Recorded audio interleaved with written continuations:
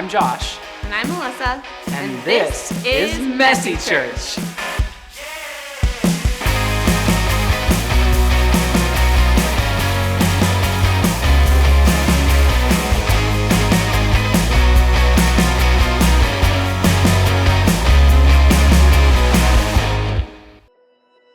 My name is Josh White, and I'm the pastor here at East Goshen Friends. This is my wife, Melissa. We've served here for about 6 years. How are you feeling? We have 4 kids. Our oldest is 7, our youngest is 1, and we live right here on the property. We do Messy Church about 10 times a year, which falls into about once a month. On the off Sundays of Messy Church, it looks more like a traditional worship service.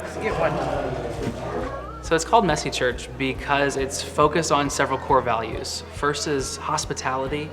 Second is all ages. Third would be creativity.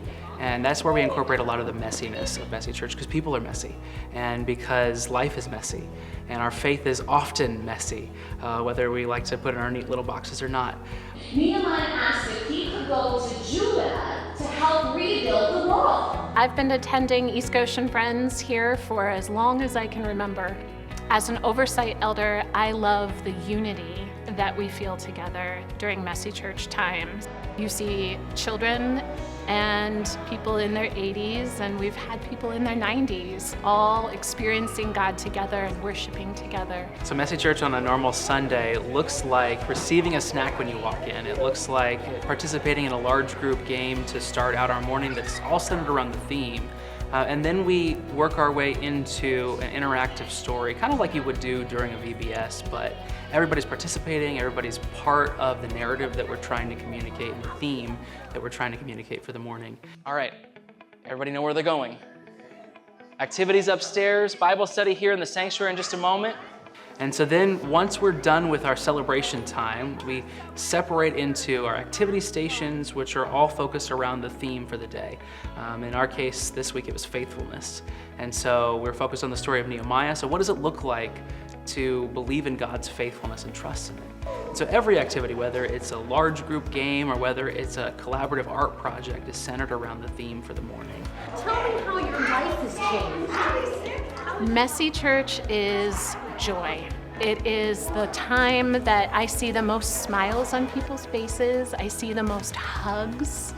And you know, when you involve children in anything, there is an overflowing of authentic joy, and that just gives freedom for everyone to be able to express their love and their faith in a natural way. It's good to see the adults and the older folks. They're helping out with the youth and the little kids. It reaches people that normally won't come on a Sunday. It's the only time our daughter and son-in-law actually make time out of their busy routine to let the kids come, and they come, which is really nice.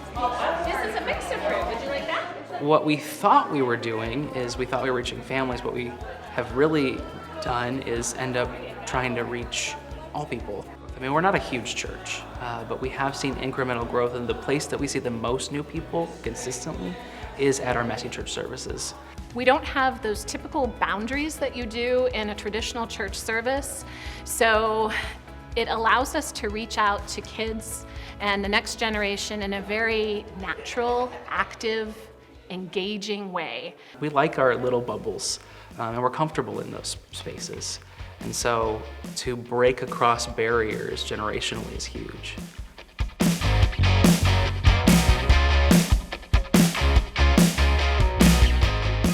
In one of the gospel accounts, the disciples set up an invisible shield around Jesus, and they determined who had access and who did not have access to Jesus.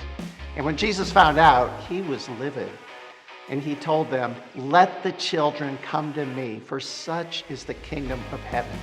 That is God's heart.